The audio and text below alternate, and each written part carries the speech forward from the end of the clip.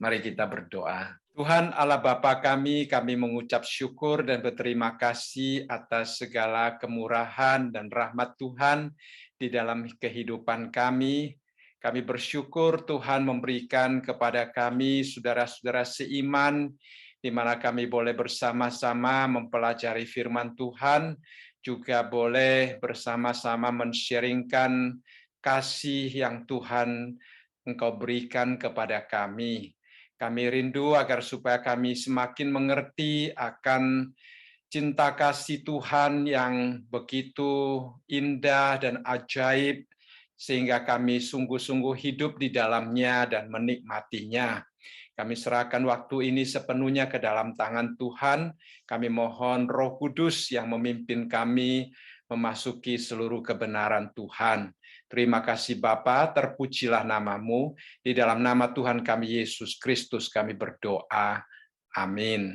Ya, selamat malam dan kita akan mempelajari lagi dari kitab Roma pasal yang ke-12 ya. Ayat yang ke-9 sampai ayat yang ke-21. Ya, di dalam bagian ini adalah satu bagian yang sangat indah kalau kita lihat ya. Di dalam Roma pasal yang ke-12 kita sudah mempelajari tentang bagaimana Rasul Paulus menasihati kita untuk mempersembahkan tubuh kita sebagai persembahan yang hidup, dan itu merupakan dasar bagi kita baik untuk pelayanan kita maupun untuk kehidupan bersama sebagai keluarga Allah, sebagai gereja Tuhan, sebagai anak-anak di dalam kerajaan Allah. Dan kalau kita melihat minggu lalu, kita berbicara tentang karunia-karunia yang Tuhan berikan sebagai pembekalan bagi kita untuk melayani Tuhan. Dan hari ini Rasul Paulus banyak berbicara tentang saling mengasihi. Nah, kalau kita melihat di dalam ayat yang ke-9 sampai ayat yang ke-21, saya membaginya ke dalam 3 bagian. Yang pertama, Rasul Paulus mengatakan hendaklah kasih itu jangan pura-pura ya. Jadi Rasul Paulus ingin kita mengasihi dengan sungguh-sungguh. Yaitu merupakan satu hal yang tidak gampang, tetapi juga merupakan suatu perintah daripada Allah kepada setiap kita.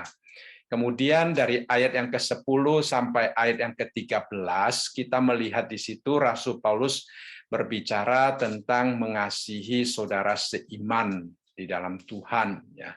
Itu juga merupakan satu hal yang sangat indah bagi kita sebagai sesama orang kudus di dalam Tuhan, kalau kita dapat hidup saling mengasihi satu dengan yang lain.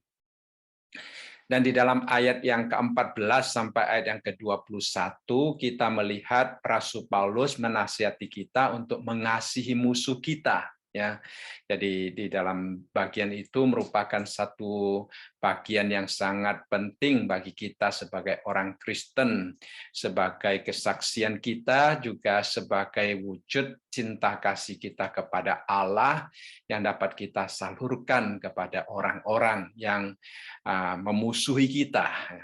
Yaitu adalah satu hal yang tidak gampang, tetapi kita mau belajar bersama-sama agar supaya kita sungguh-sungguh menjadi laskar-laskar Kristus yang dapat menjadi berkat, termasuk orang-orang yang memusuhi kita. Baik, kita akan melihat di dalam ayat yang ke-9, dikatakan di sini, hendaklah kasih itu jangan pura-pura, jauhilah yang jahat dan lakukanlah yang baik. Nah, ini adalah tugas daripada setiap kita di hadapan Tuhan, ya.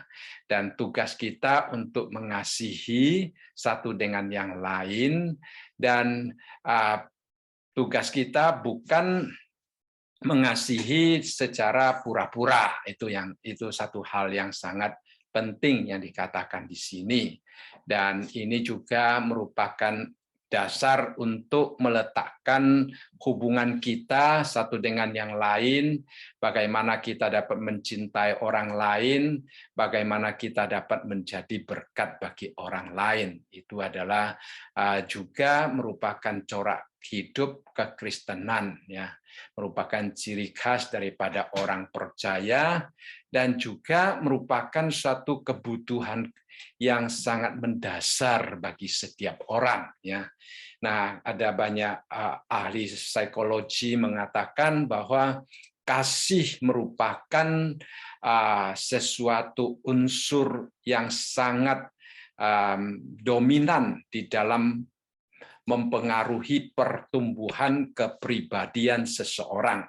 Saya mungkin pernah sharing dengan saudara sekalian, dulu waktu saya masih di sekolah teologi di Singapura, ada seorang dosen psikologi, dia mengatakan pernah diadakan suatu tes, ya, tes terhadap anak-anak di murid, ya, untuk satu periode yang sangat pendek katanya, melihat ada anak yang gurunya tidak terlalu aktif untuk memberikan pujian atau dorongan atau perhatian, tetapi ada guru yang sangat mempunyai talenta di dalam memperhatikan anak-anak, dan kedua kelas itu dengan waktu yang singkat akan terlihat bahwa anak-anak itu bertumbuh secara kepribadian dengan sangat berbeda.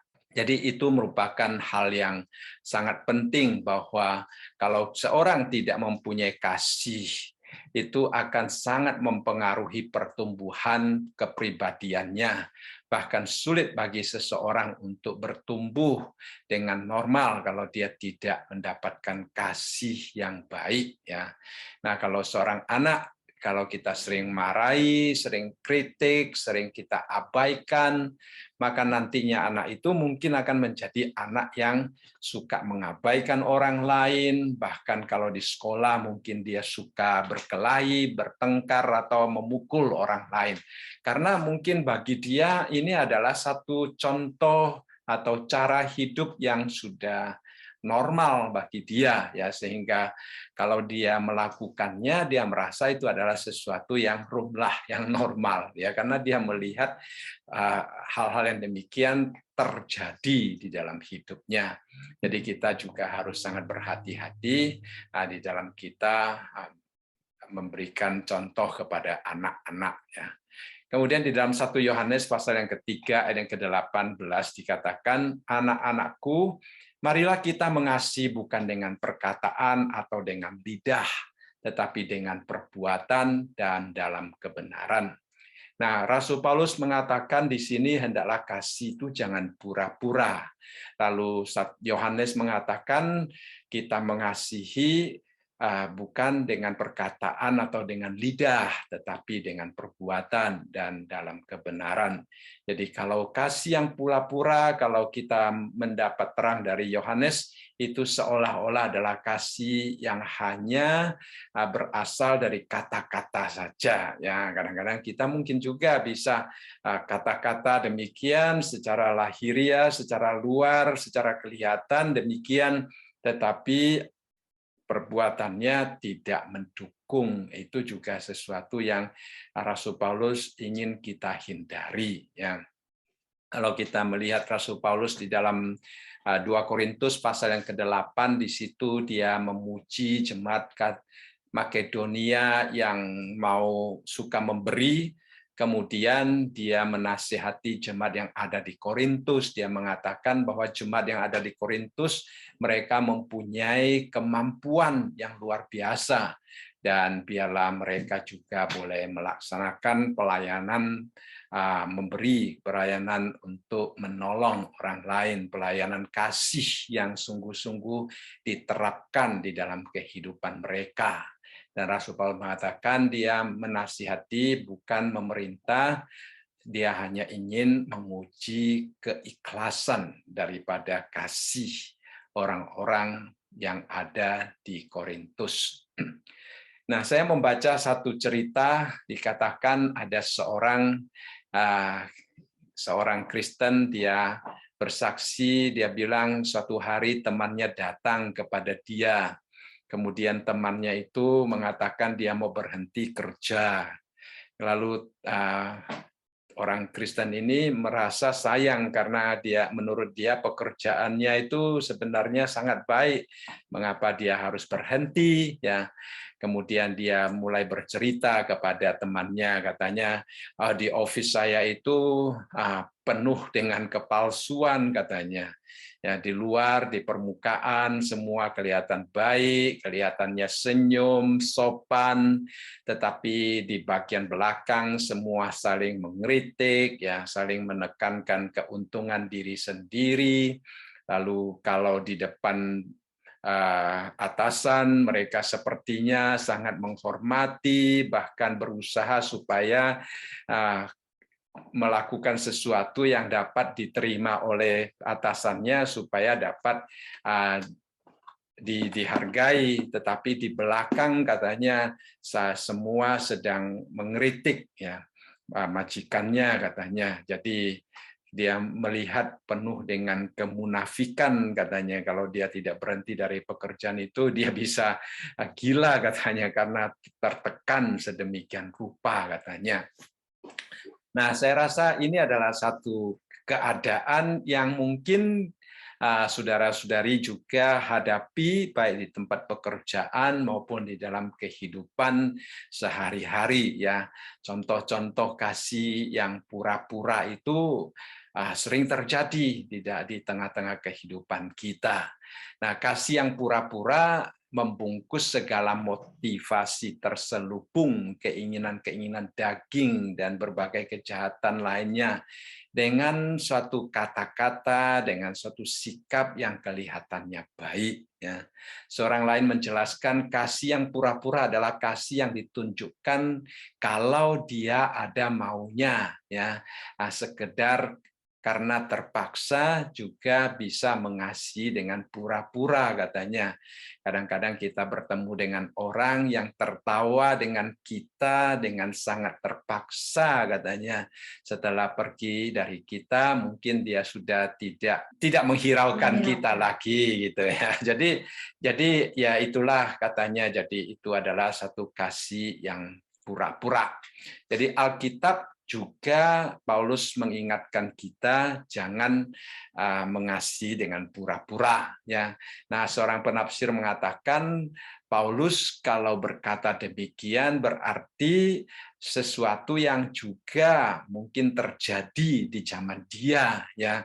Mungkin pada waktu dia mengunjungi jemaat di Roma, ia merasa perlu untuk mengingatkan jemaat di sana akan bahaya kasih yang pura-pura, karena mungkin dia sedang melihat atau sesuatu sedang terjadi di jemaat di Roma sehingga dia perlu mengingatkan mereka. Atau sebagian jemaat mungkin mereka belum sungguh-sungguh mengerti apa yang dimaksudkan dengan kasih yang sejati, kasih yang sungguh-sungguh, karena masyarakat sudah bertumbuh, sudah terpengaruh dengan sikap mengasihi yang hanya dengan perkataan, yang hanya dengan lidah, yang hanya berpura-pura, sehingga mungkin secara culture itu sudah dianggap kasih yang sesungguhnya, gitu. Sehingga Rasul Paulus di dalam memenangkan mereka untuk Tuhan, dia juga menolong mereka secara karakter, secara kasih, juga harus sesuai dengan kasih Kristus yang tidak pura-pura itu. Jadi Paulus di sini memberikan nasihat yang demikian. Nah, kalau kita mengasihi dengan kasih yang tulus, dengan kasih yang sungguh-sungguh, maka kalimat yang kedua daripada ayat yang ke-9 itu akan terjadi, yaitu kita akan menjauh yang jahat dan akan melakukan yang baik.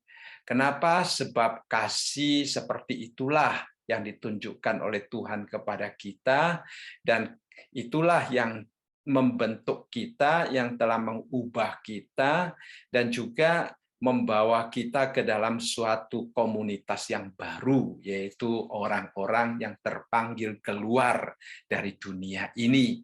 Jadi kalau seandainya di dalam komunitas baru ini sebagai orang-orang kudus kita dapat sungguh-sungguh mengasihi dengan kasih Kristus, kasih yang sejati itu, maka kejahatan-kejahatan itu akan jauh dan apa yang kita lakukan akan seperti yang dikatakan di sini merupakan hal-hal yang indah baik di mata Tuhan maupun di mata sesama kita. Jadi di sini kita melihat Rasul Paulus mengingatkan kita bahwa kita jangan mengasihi dengan kasih yang pura-pura, tetapi kita menjauhi akan yang jahat dan melakukan yang baik. Nah, saya coba memikirkan bagaimana supaya kita sungguh-sungguh dapat mengasihi dengan kasih yang tidak pura-pura, ya. Nah, saya melihat paling sedikit ada 3 hal yang perlu kita lakukan. Yang pertama adalah kita merenungkan kasih Allah. Yang kedua, kita mengandalkan pekerjaan Roh Kudus. Dan yang ketiga, kita harus mempunyai satu kemauan, ketekatan untuk melangkah, untuk bertindak. Ya. Jadi yang pertama-tama, kalau kita bisa merenungkan kasih Allah, maka kasih Allah yang dinyatakan di dalam diri Kristus itu akan menolong kita semakin mengerti tentang kasih yang penuh dengan pengorbanan, kasih Kristus yang mempunyai kuasa penebusan. Nah, kalau kita dapat merenungkannya, kita dapat melihat bagaimana Tuhan Yesus menghadapi tantangan, kesulitan, tetap dapat mengasihi, bahkan menghasilkan sesuatu keselamatan melalui kasih-Nya yang begitu ajaib dan indah itu, maka kasih itu akan begitu menguasai pikiran kita, kasih itu akan menolong kita lebih berfokus kepada orang lain, ya. Seperti Tuhan Yesus, dia berfokus kepada orang yang dikasihi, bukan berfokus kepada dirinya sendiri. Jadi kita pada waktu belajar merenungkan akan kasih Tuhan, itu juga akan menolong kita melihat bahwa kalau kita sungguh-sungguh berkata kita mengasihi orang lain, berarti kita merasa kita mempunyai rasa tanggung jawab terhadap orang-orang yang Tuhan percayakan kepada kita sebagai keluarga Allah yang berada di dalam kerajaan Allah, ya. Jadi sifat manusia pada umumnya adalah lebih cenderung berpusat kepada diri sendiri, seperti Kain berkata, "Apakah aku penjaga adikku?" Ya, itu adalah sikap Kain. Tetapi kalau kita merenungkan kasih Kristus, saya percaya kita akan berkata seperti Tuhan Yesus, ya. Kamu harus memberi mereka makan. Jadi Tuhan Yesus memberikan satu contoh yang sangat indah kepada kita. Jadi itu adalah satu hasil kalau kita merenungkan kasih pengorbanan Tuhan Yesus, ya. Dan juga di dalam kita merenungkan kasih Allah, kita melihat bagaimana Allah berkenan untuk merencanakan suatu masa depan yang cerah bagi kita, ya.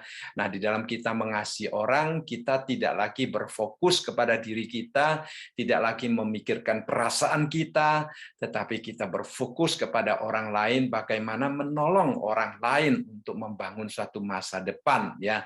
Seperti yang dikatakan di dalam Yeremia 29 ayat yang ke-11, sebab aku ini mengetahui rancangan-rancangan apa yang ada padaku mengenai kamu. Demikianlah firman Tuhan, yaitu rancangan damai sejahtera dan bukan rancangan kecelakaan, untuk memberikan kepadamu hari depan yang penuh harapan. Jadi kalau kita renungkan, wah, ini adalah satu kasih yang dicetuskan oleh Allah kepada kita dengan menunjukkan bagaimana Dia merencanakan sesuatu yang indah. Kita melihat ada perbedaan yang besar antara sikap manusia dengan sikap Allah, ya. Nah, manusia kadang-kadang bisa secara sadar atau tidak sadar hanya memikirkan damai sejahtera untuk diri sendiri. Tetapi di sini dikatakan Allah merencanakan damai sejahtera untuk kita.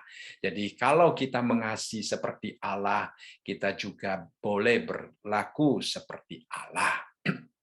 Jadi itu adalah cara yang pertama untuk dapat meningkatkan kehidupan dengan kasih yang sesungguh-sungguhnya, yaitu merenungkan kasih Allah.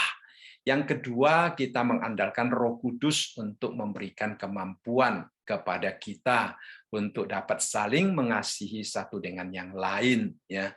Dengan kemampuan kita sendiri, kekuatan kita sendiri, seringkali kita tidak mampu mengasihi orang lain. Kita harus sadar dan kita harus mengakui akan keterbatasan kita.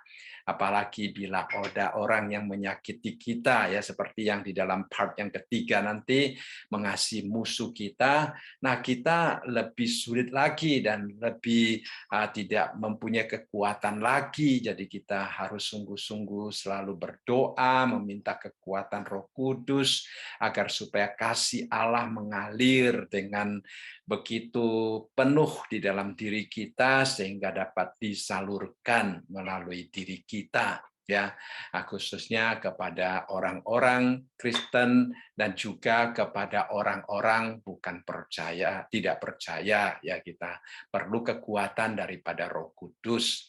Kemudian yang ketiga yang dapat menolong kita meningkatkan kasih yang sungguh-sungguh adalah kita harus mempunyai ketekatan.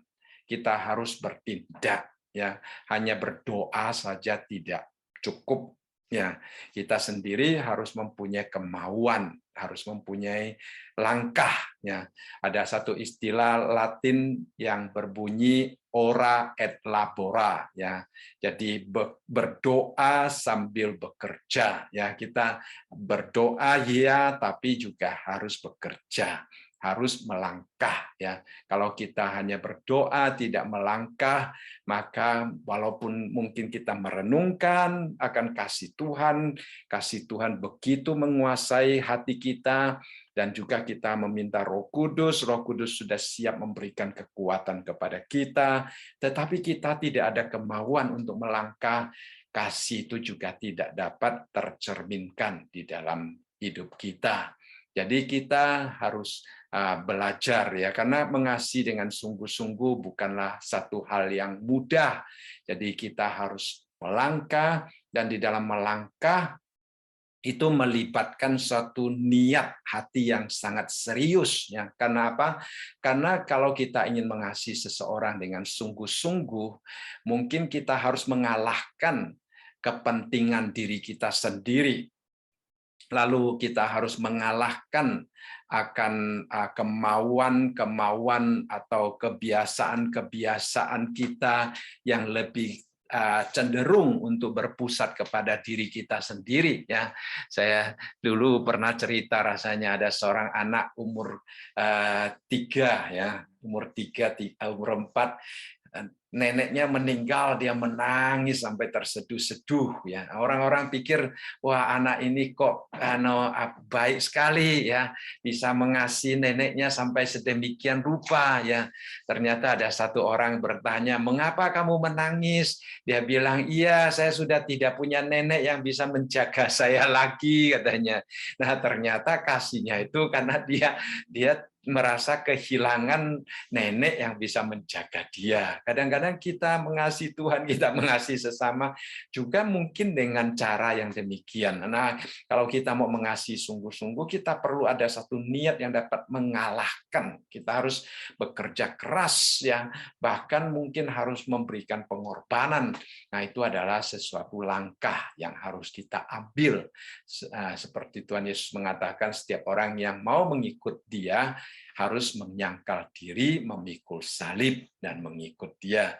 Jadi kalau kita ingin mengikut Tuhan, mengasihi seperti Tuhan mengasihi orang lain, nah kita harus belajar juga untuk menyangkal diri dan memikul salib. Nah, itu adalah sesuatu yang menuntut niat, ketekatan, dan juga langkah-langkah yang mantap, ya, baru kita dapat sungguh-sungguh melaksanakan, akan merealisasikan kasih yang demikian. Baik, yang kedua kita akan melihat tentang kasih kita terhadap sesama kita seiman, ya. Jadi kasih kita kepada orang-orang kudus yang kita lihat dari ayat yang ke-10 sampai ayat yang ke-13, ya. Nah, di dalam ayat yang ke-10 dikatakan, hendaklah kamu saling mengasihi sebagai saudara dan saling mendahului dalam memberikan hormat. Jadi kita melihat di sini kita saling mengasihi sebagai saudara, ya. Jadi ada pepatah mengatakan kalau hubungan itu indah, ya, teman bisa lebih dekat daripada saudara kandung, katanya, ya. Karena begitu dekat, ya, saudara sekalian. Nah, kita walaupun bukan saudara kandung, tetapi secara rohani kita adalah saudara kandung karena kita dilahirkan oleh Roh Kudus yang sama, kita dilahirkan ke dalam keluarga Allah, kita adalah saudara-saudara seiman, ya.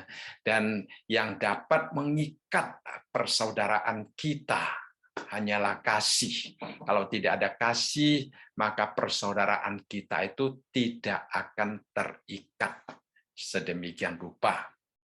Saya teringat ada satu lagu, ya, di dalam bahasa Mandarin, judulnya adalah 最珍贵的角落, ya. Nah, 最珍贵的角落kalau diterjemahkan adalah pojok yang paling berharga atau relung hati, lubuk hati yang paling berharga, ya.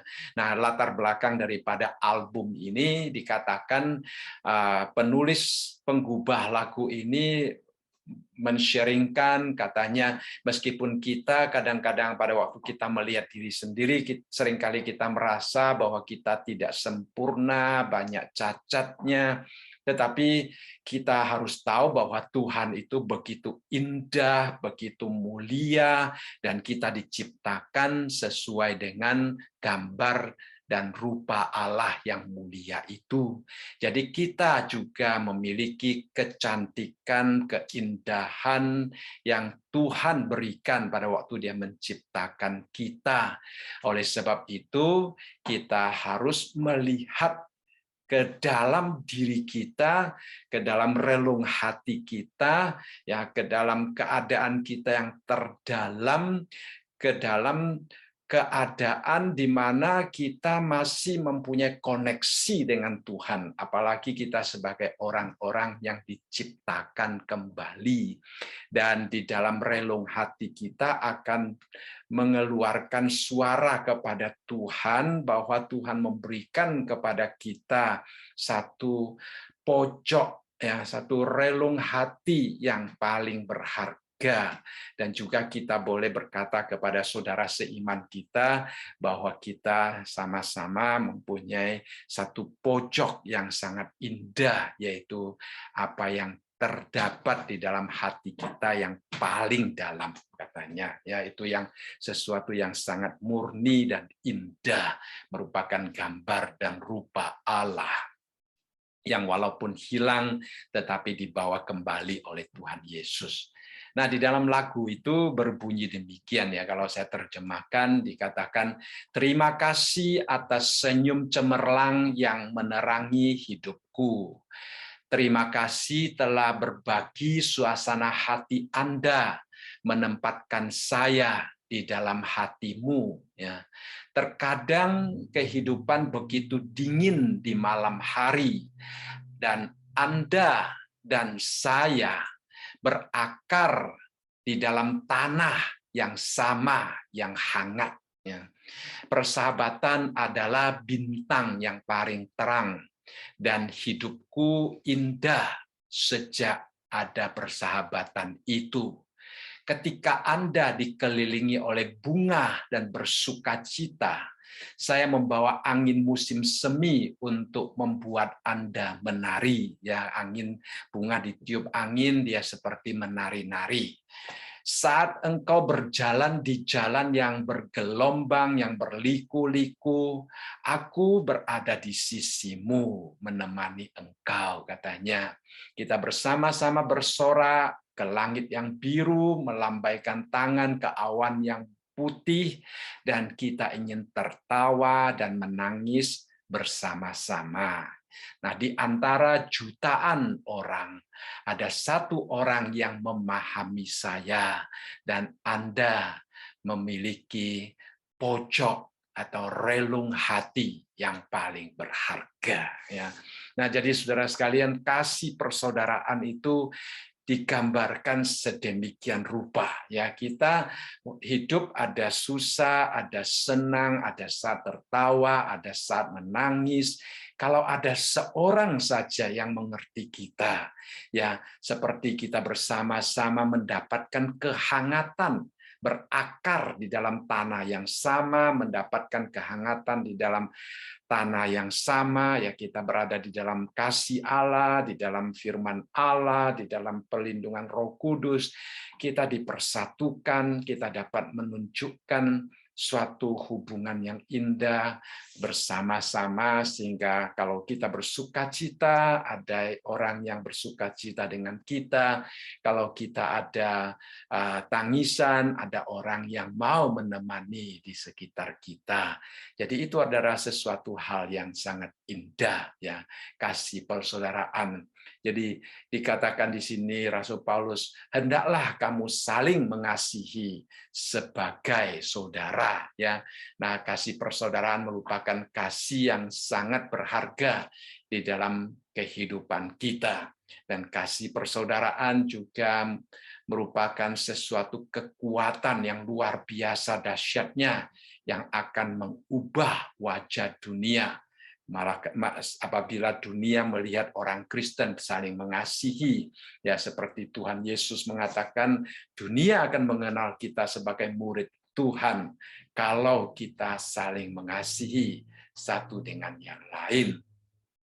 Tetapi kita harus jujur, ya, kita harus jujur bahwa untuk mengasihi sebagai saudara bukanlah satu hal yang gampang, karena kita hidup di dalam satu masyarakat yang mempunyai mentalitas independen, ya, yang mau bebas, yang tidak mau terikat, yang tidak mau diatur, tidak mau dipimpin, sehingga kadang-kadang seolah-olah privasi kita terganggu, ya, saudara sekalian. Jadi itu kadang-kadang bisa menjadi penghalang, atau seorang lain mengatakan individualistis yang sering menghalangi kita mengasihi satu dengan yang lain, termasuk juga di dalam kehidupan bergereja, katanya. Dan keangkuhan hidup yang selalu menganggap diri lebih baik dari orang lain itu juga merupakan halangan yang sangat besar. Jadi kita melihat bahwa ayat-ayat selanjutnya Rasul Paulus memberitahukan kepada kita kunci-kunci yang indah, yang penting supaya kita dapat meningkatkan kasih persaudaraan, kasih yang tidak pura-pura ini, ya. Yang pertama kita melihat di dalam ayat yang ke-10 bagian B, dikatakan di sini, dan saling mendahului dalam memberi hormat. Nah, istilah saling mendahului itu menunjukkan bahwa kita mempunyai satu dorongan, satu inisiatif, ya, untuk memberi hormat, katanya. Jadi dunia selalu bersaing untuk mendapatkan keunggulan, tetapi sebagai orang Kristen kita bersaing untuk memberi hormat, kita memberikan keunggulan kepada orang lain, ya. Dunia bersaing untuk mendapatkan keunggulan bagi dirinya sendiri, tetapi sebagai orang Kristen kita bersaing untuk saling mendahului, memberikan keunggulan, memberikan hormat kepada orang lain, ya, seperti yang dikatakan di dalam Filipi pasal yang kedua ayat yang ketiga. dengan tidak mencari kepentingan sendiri atau puji-pujian yang sia-sia. Sebaliknya kehendaklah dengan rendah hati yang seorang menganggap yang lain lebih utama daripada dirinya sendiri. Kalau kita menganggap diri kita lebih utama dari orang lain, kita tidak akan menghormati orang lain. Tetapi kalau kita dapat memandang orang lain lebih penting daripada diri kita sendiri, lebih utama daripada diri kita sendiri, maka kita dapat menghormati orang lain. Ya. Nah, ada seorang penafsir, dia berkata demikian, ada alasan yang sangat bagus di dalam Filipi pasal yang kedua dan ketiga yang menunjukkan kepada kita mengapa kita harus saling mendahului dalam memberikan hormat, katanya, yaitu bahwa kita akan berbeda daripada dunia ini, ya, karena dunia ini adalah sungguh-sungguh tidak pernah ingin mencoba untuk mencari kehormatan bagi orang lain, katanya. Jadi kita di sini melihat satu hal yang sangat penting untuk menunjukkan ciri-ciri khas kita sebagai orang Kristen yang mempunyai kasih, yaitu kita bukan mencari supaya dipuji oleh orang lain, tetapi kita berusaha untuk mencari supaya kita dapat menghargai, menghormati, memuji orang lain, mengangkat orang lain, supaya melihat orang lain bahagia. Saya rasa ini adalah satu hal yang indah, dan saya percaya Tuhan kita itu adil. Ya, apabila kita mencari supaya orang lain dapat bahagia, maka secara langsung atau tidak langsung di dalam hati kita juga akan penuh dengan kebahagiaan. Ya, nah, karena kalau kita dapat menghormati orang lain, ya, seorang penulis mengatakan orang yang dapat menghormati dirinya sendiri baru bisa menghormati orang lain, katanya. Saya berpikir lama tentang kata-kata ini karena saya pikir apakah ini berarti kita masih tetap berpusat kepada diri kita sendiri. Akhirnya saya mulai sedikit mengerti, ya. Saya pikir kalau kita dapat menghormati orang lain berarti kita menghormati hidup, ya, kita menghormati kemuliaan yang sejati, menghormati kebaikan yang sejati. Kalau kita dapat menghormati hal yang demikian, berarti kita juga sangat menghargai hidup kita, menghargai diri kita. Itu tidak berarti salah, ya. Nah, seperti kata Tuhan Yesus, mengasihi orang lain seperti diri sendiri. Jadi kita kalau tidak bisa mengasihi diri kita sendiri, kita tidak mungkin dapat mengasihi orang lain. Demikian juga kalau kita tidak bisa menghormati diri kita sendiri, kita juga tidak bisa menghormati orang lain. Kalau kita melatih diri kita sampai kita dapat saling mendahului untuk memberikan hormat, berarti ada satu rasa hormat yang berada di dalam hati kita. Ya, itu adalah satu hal yang indah yang Tuhan inginkan yang kita lakukan di dalam kehidupan kita. Jadi saling memberikan hormat, saling mendahului, saya katakan tadi, itu adalah sesuatu yang inisiatif yang timbul dari hati kita, ya, sesuatu yang ingin kita tunjukkan kepada orang lain. Ya, kita belajar dan kita minta Tuhan menolong kita agar supaya kasih yang demikian dapat kita praktekkan, dapat kita realisasikan di dalam hidup kita, sehingga kita sungguh-sungguh sebagai orang Kristen, nama kita sebagai orang Kristen, kita juga mempunyai kualitas kasih sebagai orang Kristen, kasih Kristiani kepada saudara-saudara seiman kita, sebagaimana Kristus yang telah mengasihi kita. Ya, itu adalah hal yang penting. Ya, baik, kita melihat di dalam ayat yang ke-11, Rasul Paulus di sini mengatakan, janganlah hendaknya kerajinanmu kendor, biarlah rohmu menyala-nyala dan layanilah Tuhan. Ya, jadi ada seorang penulis, dia berkata demikian. Rasul Paulus di sini mengatakan, janganlah kamu kerajinanmu kendor, karena sebelumnya dia berkata kita harus saling mendahului, memberikan hormat, dan kalau seandainya seseorang salah mengerti, dia akan mungkin tidak berani untuk menunjukkan diri. Dan kalau dia tidak menunjukkan diri, lama-lama dia juga mengundurkan diri katanya. Nah, kalau sampai mengundurkan diri berarti dia menyangka menyuruh orang lain melayani itu adalah satu sikap yang baik untuk menghormati orang lain, sehingga dia sendiri mundur dan tidak melayani katanya.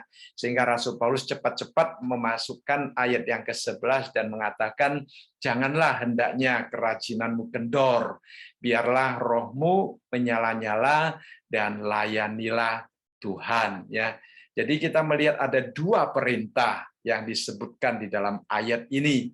Perintah yang pertama adalah janganlah, ya, jangan hendaknya kerajinanmu kendor.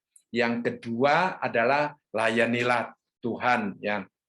Nah, ini adalah perintah yang Tuhan berikan, dan respon satu-satunya daripada kita sebagai orang Kristen adalah mentaati. Ya, tidak ada cara lain, tidak ada jalan lain. Yang satu-satunya adalah mentaati, ya, seperti Paulus juga di dalam Titus pasal yang ketiga yang ke-14 mengatakan, dan biarlah orang-orang kita juga belajar melakukan pekerjaan yang baik, ya. Jadi kita melatih diri kita berusaha untuk melayani Tuhan dengan semangat, dengan perjuangan, ya. Nah, di sini Rasul Paulus menggunakan istilah biarlah rohmu menyala-nyala, ya. Nah, banyak penafsir juga mengatakan roh yang menyala-nyala itu seperti suatu passion, ya, suatu semangat, suatu kerinduan di dalam hati yang mendorong dengan begitu kuat, ya. Nah, itu kalau istilah Inggris kita selalu tahu passion, ya. Nah, passion itu seperti api yang menyala-nyala, ya, suatu dorongan yang sangat kuat, ya, untuk kita pergi melakukan sesuatu. Kadang-kadang kita melihat dunia mempunyai semangat yang mungkin digunakan di dalam situasi yang salah, tetapi mereka menunjukkan semangat mereka, ya.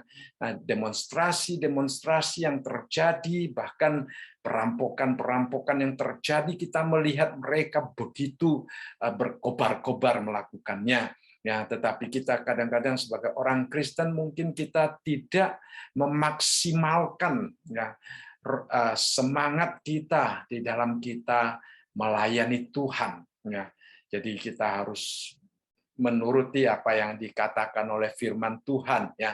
Nah, ini Steve Jobs, kita juga mengenal dia mengatakan people with passion can change the world for the better, ya.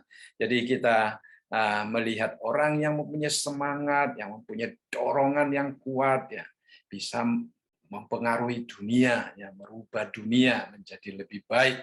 Nah, kita juga harapkan agar supaya orang-orang yang mempunyai yang dikatakan roh yang menyala-nyala itu, ya, kita dapat menggunakan semangat yang Tuhan berikan, ya, untuk melayani Tuhan, untuk membuat masa depan masyarakat kita, masa depan kehidupan bergereja, kehidupan keluarga Allah menjadi lebih indah, lebih baik, ya. Nah, Rick Warren dia juga mengatakan passion drives perfection, ya. Jadi kalau kita mempunyai passion, itu akan mendorong kita kepada kesempurnaan, ya. Jadi itu adalah satu hal yang sangat indah, ya. Jadi kalau kita mempunyai roh yang menyala-nyala, itu juga merupakan satu dorongan, satu kekuatan bagi kita untuk maju di dalam melayani Tuhan, di dalam hidup untuk Tuhan, di dalam melakukan apa yang Tuhan telah percayakan kepada kita, ya. Nah, seorang penulis saya lihat dia mengatakan apa yang membuat seorang olahragawan menjadi seorang atlet katanya ya. Ya karena dia mempunyai passion katanya, dia mempunyai dorongan yang semangat yang menyala-nyala ini sehingga dia boleh melakukan pelatihan berjam-jam setiap hari tanpa jenuh, tanpa lelah ya karena ada dorongan tersebut. Jadi orang Kristen juga demikian ya. Nah, ada satu masa kita sering mendengar ada orang mengatakan bahwa mereka melayani Tuhan akhirnya menjadi burn out dan sebagainya. Nah, itu kelihatannya semangat kadang-kadang bisa luntur Saudara sekalian di dalam kita mengikut Tuhan, di dalam kita melayani Tuhan. Ya, kadang-kadang situasi-situasi yang tidak menyenangkan juga bisa membuat seseorang menjadi mundur. Tetapi kalau ada roh yang menyala-nyala seperti yang dikatakan di dalam ayat yang kita tadi, ayat yang ke-11 tadi, maka roh yang menyala-nyala itu akan menjadi kekuatan bagi kita, akan menjadi dorongan yang begitu konstruktif di dalam hidup kita, yang akan menolong kita melayani dengan lebih bersemangat ya di dalam Tuhan. Pak, sorry nak, nanya. Ya, silakan. Ya. Iya, ini soal roh yang menyala-nyala ini. Jadi basically tadi Pak Antonius bilang ibaratnya kalau melayani titik di mana ada burn up. Ya, berarti kalau gimana biar nggak burn up pertama? Karena meskipun roh menyala-nyala, ya semangat itu ada, tetapi burn up itu masih ada. Dan untuk keluar dari burn up itu susah gitu. Ya, sebenarnya ayat selanjutnya menjawab ya. Oh, ya. Saya belum sabar berarti ya. Ya, bagus sih pertanyaannya bagus ya. Pertanyaan bagus. Jadi ayat selanjutnya itu menjawab sebenarnya. Oke. Silakan Pak. Nah, kalau saya setelah ayat selanjutnya belum menjawab, nanti kita bahas lagi ya. Oke. Baik, ya, bagus ya. Baik. Nah, kita melihat di dalam ayat yang ke-12 dikatakan bersukacitalah dalam pengharapan, sabarlah dalam kesesakan, bertekunlah dalam doa. Ya, jadi bersukacitalah ini merupakan satu perintah. Seorang penulis mengatakan bersukacita dan bersukacitalah itu merupakan dua hal yang berbeda. Ya, bersukacita merupakan kondisi hati kita, tetapi bersukacitalah itu merupakan suatu usaha untuk bersukacita. Ya, menunjukkan bahwa kondisi luar tidak memungkinkan kita bersukacita, kondisi luar mungkin tidak menggembirakan, ya, orang-orang sekitar kita mungkin mengecewakan. Nah, itulah yang dimaksudkan dengan bisa membuat kita burn out gitu. Nah, kalau kita burn out, kalau kita suasana tidak memungkinkan kita untuk bersukacita, itu mempengaruhi hati kita. Bagaimana supaya kita tidak burn out karena suasana yang di luar yang tidak membuat kita bahagia itu. Nah, itu adalah satu hal yang penting ya. Karena setiap kita pasti ada saat naik, ada saat turun ya. Ada saat kita bertemu dengan situasi yang menyenangkan, tapi juga ada saat kita bertemu dengan situasi yang tidak menyenangkan, yang tidak memberikan alasan kita untuk bisa bersukacita, bahkan bisa burn out gitu ya. Nah, itu Paulus mengatakan kita bersukacita bukan karena suasana luar, tetapi suasana dalam. Nah, suasana dalam yang dimaksudkan di sini adalah pengharapan yang kita miliki. Ya, kalau suasana luar tidak memungkinkan kita bersukacita, maka kita mempunyai sesuatu alasan yang kuat untuk tetap tidak burn out, tetap semangat, yaitu pengharapan yang ada di dalam diri kita. Ya, nah seorang pernah menggunakan contoh seperti mendaki gunung. Ya, nah saya ingat pertama kali kami mendaki Mission Peak itu sampai barusan sepertiga rasanya sudah capek, rasanya sudah tidak ingin naik lagi ya. Nah, tapi waktu itu saya ingat anak saya yang laki-laki itu dia pertama pernah naik dulu, jadi dia membawa kita pergi, dia bilang kalau kita naik sampai ke atas pemandangannya luar biasa katanya. Nah, itu pengharapan saudara sekalian ya. Itu pengharapan bagi kita untuk tetap bersemangat naik. Akhirnya kita semua walaupun capek ya jalan terus. Nah, ternyata biasanya kalau mendaki gunung itu sepertiga pertama itu memang capek, setelah melewati masa capek itu mungkin tidak capek. Tapi ada satu potongan yang sangat sulit untuk naik. Nah, karena memikirkan kalau naik sampai ke atas melihat pemandangan indah, ya itu pengharapan bagi kita ya untuk kita tetap bersemangat naik gitu. Jadi itu adalah suatu pengharapan. Jadi kita di dalam kehidupan kerohanian kita juga demikian ya. Kadang-kadang situasi sangat sulit di dalam pelayanan kita menghadapi tantangan yang luar biasa, baik masalah manusia, masalah kesulitan secara mungkin finansial, mungkin juga masalah administratif yang sulit ya bisa terjadi, ataupun tekanan dari dunia luar yang sulit ya bagi orang Kristen ya. Jadi itu bisa membuat kita burn out. Tapi kalau ada sesuatu pengharapan di dalam hati kita, pengharapan itu yang akan menjadi modal bagi kita untuk tidak burn out ya. Nah, kita bisa dalam keadaan burn out ya, seperti di dalam Alkitab kita melihat Elia ya.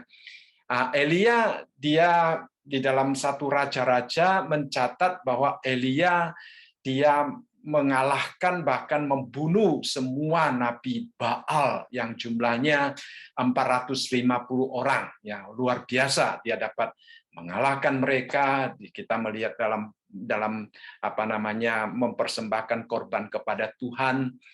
Tetapi setelah dia membunuh nabi-nabi Baal itu, dia mendengar bahwa Isabel mau membunuh dia, ya. Sehingga akhirnya kalau kita melihat di dalam satu Raja-Raja pasal yang ke-19 ayat yang keempat dikatakan, tetapi ia, yaitu Elia sendiri, masuk ke padang gurun sehari perjalanan jauhnya, lalu duduk di bawah sebuah pohon arar. Kemudian ia ingin mati, katanya. Cukuplah itu sekarang ya Tuhan. Ambillah nyawaku, sebab aku ini tidak lebih baik daripada nenek moyangku. Nah, ini adalah suatu burnout yang tidak banyak orang mengalami ya. Duduk di situ, bilang sama Tuhan, Tuhan sudah cukuplah Tuhan. Ya, cabut nyawaku lah Tuhan, bawa saya pulang ke surga aja sudah. Saya tidak ingin melayani lagi, saya tidak ingin menghadapi masalah lagi, saya tidak ingin menghadapi ini itu lagi. Nah, itu adalah satu keadaan yang sungguh-sungguh burn out, saudara sekalian. Ya, sungguh-sungguh tidak mempunyai kekuatan lagi untuk meneruskan pelayanannya. Tetapi kita melihat di dalam ayat yang ke-18 dikatakan, tetapi aku akan meninggalkan 7.000. Jadi ini adalah pengharapan yang Tuhan berikan, bahwa Tuhan meninggalkan 7.000 orang yang semuanya tidak sujud menyembah Baal dan yang mulutnya tidak mencium Baal ya. Jadi kita melihat di sini Tuhan mengatakan, Elia jangan putus asa ya, masih ada banyak orang yang saya sediakan untuk mendukung engkau ya, untuk bekerja bersama-sama dengan engkau. Jadi jangan putus asa ya. Jadi di dalam ayat yang ke-17 kita juga melihat Tuhan menyuruh Elia untuk mengurapi Hazael sebagai raja Aram, kemudian mengurapi Yehu sebagai raja Israel, kemudian mengurapi Elisa sebagai nabi untuk menggantikan dia nantinya. Lalu di dalam ayat yang ke-17 merupakan janji Tuhan yang akan menghancurkan musuh-musuhnya. Dikatakan, maka siapa yang terluput dari pedang Hazael, yaitu raja Aram, itu akan dibunuh oleh Yehu. Dan siapa yang terluput dari pedang Yehu akan dibunuh oleh Elisa. Jadi itu adalah satu pengharapan daripada Tuhan, bahwa Tuhan sendiri yang akan berperang untuk dia. Tuhan sendiri yang akan berjalan di depannya. Tuhan sendiri yang akan memelihara nyawanya, walaupun Isabel bisa mengancam dia, tetapi Isabel tidak bisa mengalahkan Tuhan yang dia sembah. Jadi ini adalah pengharapan yang ada di dalam hati Elia, sehingga kita melihat pada akhirnya Elia boleh kembali bersemangat untuk melayani Tuhan. Ya, itu adalah bersukacita di dalam pengharapan. Kita melihat Rasul Paulus di dalam pengalamannya juga, ya, dia katakan bahwa dia sudah 3 kali meminta Tuhan agar supaya utusan iblis itu mundur daripadanya. Kalau kita baca ayat-ayat sebelumnya, dikatakan ada duri yang ada di dalam dagingnya itu yang dianggap sebagai utusan iblis untuk membuat dia mengacaukan dia, ya. Tuhan tidak menyuruh utusan iblis itu mundur daripadanya, tetapi Tuhan berkata, cukup kasih karuniaku bagimu, sebab justru dalam kelemahanlah kuasaku menjadi sempurna. Nah, jadi kita melihat Rasul Paulus di sini, dia mempunyai pengharapan, dia akan mengalami kuasa Kristus untuk menaungi hidupnya sehingga dia bersukacita, ya. Dan itulah sebabnya dia mengatakan, sebab itu terlebih suka aku bermegah atas kelemahanku supaya kuasa Kristus turun menaungi aku. Jadi tadinya mungkin dia berfokus kepada duri.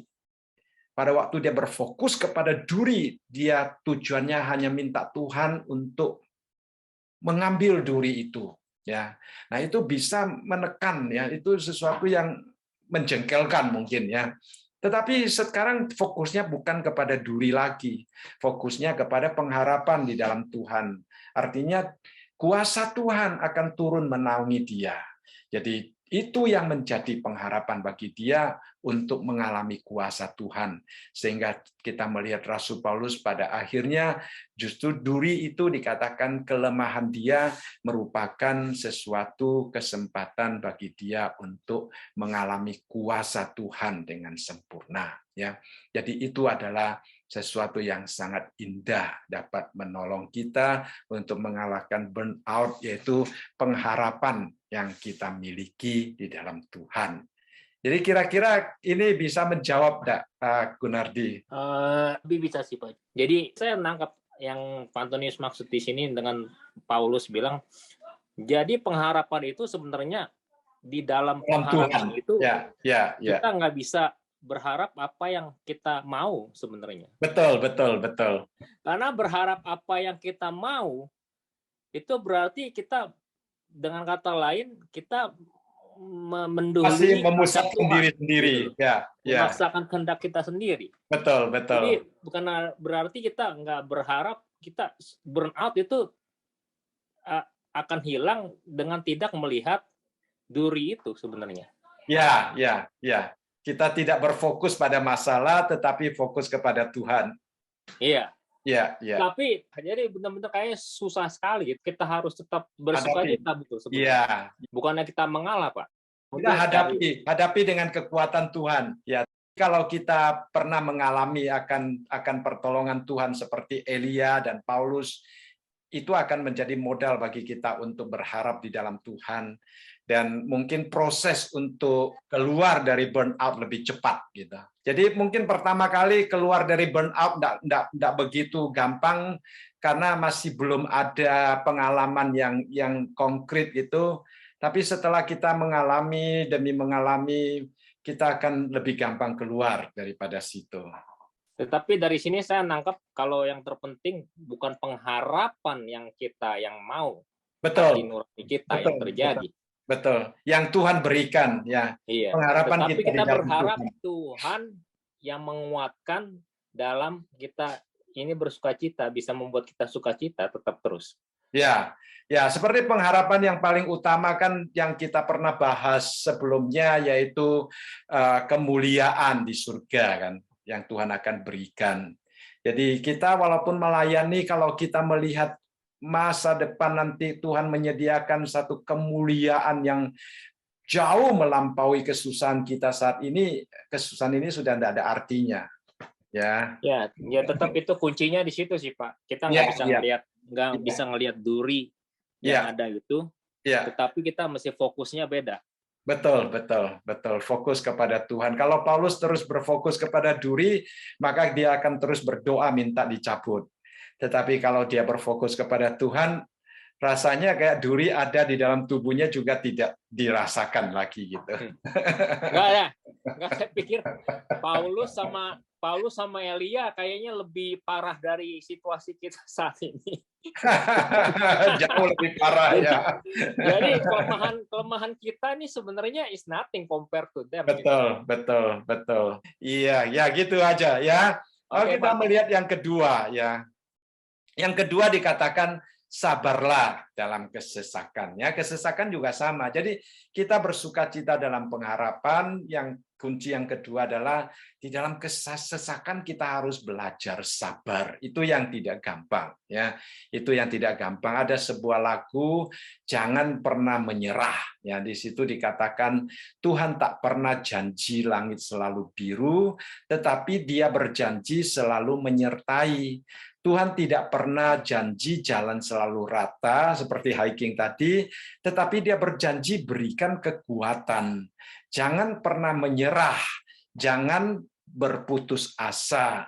Mujizat Tuhan ada saat hati menyembah. Jangan pernah menyerah, jangan berputus asa. Mujizat Tuhan ada bagi yang setia dan percaya, ya. Jadi kita melihat di sini kadang-kadang kita memang gampang menyerah, ya, kita gampang berputus asa. Tetapi kalau kita mau tetap berfokus kepada Tuhan, bukan berfokus kepada situasi, maka kita akan menyaksikan mujizat-mujizat Tuhan terjadi di dalam kehidupan kita, ya. Nah, ada seorang mengatakan, ada pepatah yang mengatakan ada angin dan awan yang tak terduga di langit. Ada juga kejadian-kejadian yang manis dan pahit silih berganti dalam kehidupan manusia. Nah, itu terjadi di dalam hidup kita. Dan Paulus menasihati kita kalau seandainya saat-saat kita mengalami masa-masa kesesakan, kuncinya hanya sabar. Ya, tidak bisa mau cepat-cepat. Ya, kadang-kadang menjadi orang sabar itu tidak gampang. Ya, kalau kita ditunggu orang, mungkin setengah jam kadang-kadang tidak merasa lama. Ya, kalau kita menunggu orang 5 menit rasanya lama. Ya, itu memang tidak gampang. Ya, memang tidak gampang. Jadi kita minta Tuhan memberikan kekuatan supaya kita dapat bersabar. Nah, ada satu buku mengatakan bersabar bukan penantian yang pasif. Bersabar bukan bertahan dalam ketidakberdayaan, ya. Tetapi bersabar merupakan suatu kekuatan iman yang dapat berfokus kepada Tuhan dan yang sungguh-sungguh menantikan Tuhan dengan sikap yang sangat positif agar supaya Tuhan campur tangan di dalam hidup kita. Nah, itu adalah bersabar, ya. Jadi bukan sesuatu yang sangat negatif, yang sangat pasif, melainkan sesuatu yang sangat positif dan sangat aktif, ya. Kemudian di dalam bagian ini kalimat yang ketiga dikatakan bertekunlah dalam doa, ya. Doa adalah bagian dari kehidupan orang Kristen dan kita harus tekun untuk menyerahkan segala kesulitan, segala masalah kita, dan dalam doa itulah iman kita yang bisa bersabar itu dibentuk, ya, dikuatkan sehingga kita sungguh-sungguh dapat bersukacita di dalam pengharapan dan kita juga dapat bersabar di dalam kesesakan. Ya, itu bukan sesuatu yang gampang, tetapi itu merupakan sesuatu yang mungkin terjadi karena kalau kita bersandar kepada Tuhan, kita akan mengalaminya. Ya. Nah, kita masih ada 2 poin tentang kasih kita kepada saudara kita, tetapi saya rasa itu waktu kita sudah tidak cukup untuk membahas kedua ayat itu, yaitu ayat yang ke-13 dan ke-16. Mungkin kita akan membahasnya minggu depan. Ya, jadi di sini ada satu konklusi atau aplikasi ya. Nah, kita melihat ada perbedaan konsep kasih yang kita lihat di Hollywood ataupun di jalan-jalan dengan yang diajarkan oleh Alkitab. Ya, manusia mengasihi dengan berpusat kepada diri kita sendiri, tetapi Alkitab khususnya contoh yang Allah tunjukkan kepada kita mengasihi dengan berfokus kepada orang yang dikasihinya. Jadi kita memohon Tuhan menolong kita untuk berfokus kepada orang yang kita kasihi. Nah, yang kedua kita mungkin bertanya kepada diri kita sendiri pada waktu saya melihat tentang kasih yang demikian, kasih yang tanpa pamrih, kasih yang tidak berpura-pura, bagaimana perasaan saya, apakah saya sudah melakukannya atau sedang berusaha melakukannya atau merasa sulit untuk melakukannya. Ya, biarlah itu menjadi renungan kita, menjadi doa kita di hadapan Tuhan agar supaya sebagai anak Tuhan kita sungguh-sungguh dapat mengekspresikan, merealisasikan kasih yang demikian kepada saudara-saudara seiman kita. Ya, nah saya rasa hari ini kita sampai di sini. Ya, kita berdoa dulu ya. Mari kita berdoa. Tuhan Allah Bapa kami yang bertakhta di dalam kerajaan surga, begitu indahnya kasih Tuhan kepada setiap kami, dan kiranya kami juga boleh menjadi saluran kasih Tuhan di dalam kehidupan kami sehari lepas sehari. Kami dapat saling mengasihi sebagai saudara, kami dapat mengasihi dengan tidak pura-pura, kami dapat mengasihi dengan saling mendahului di dalam memberikan hormat, dan kami juga boleh dengan tetap bersemangat melayani Tuhan dan tetap bersukacita, tetap memiliki kesabaran yang sungguh-sungguh, dan kami semakin bertekun di dalam kehidupan doa kami, supaya kami dapat bertumbuh ke dalam kedewasaan penuh dan menyerupai Kristus yang sudah menyelamatkan kami. Terima kasih Bapa, terpujilah namamu. Di dalam nama Tuhan kami Yesus Kristus kami berdoa. Amin. Baik. Terima kasih.